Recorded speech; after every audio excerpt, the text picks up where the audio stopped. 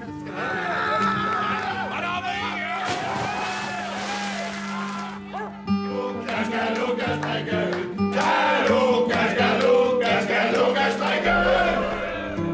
wait for a long time? Yes. Der er vist noget galt her.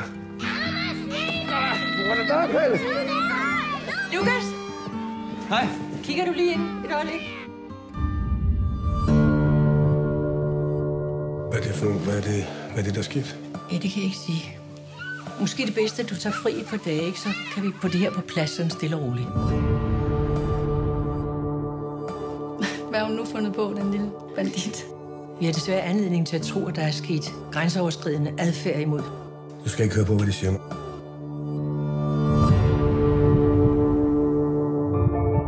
Jeg kalder mig en lille pige, og hun lyver ikke. Så hvorfor skulle hun lyve nu? Hvad laver I her? Hvad sker der? Hjem igen, Lukas. Du kan ikke få noget her. Jeg har ret til at købe ind her. Jeg kan godt gå se.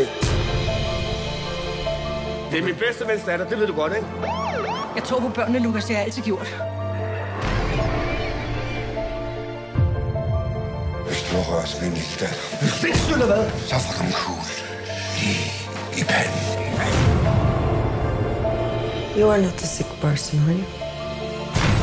Det var ikke meningen, det der. Men for helvede, du har jo ikke gjort noget. Hvorfor lå du min far?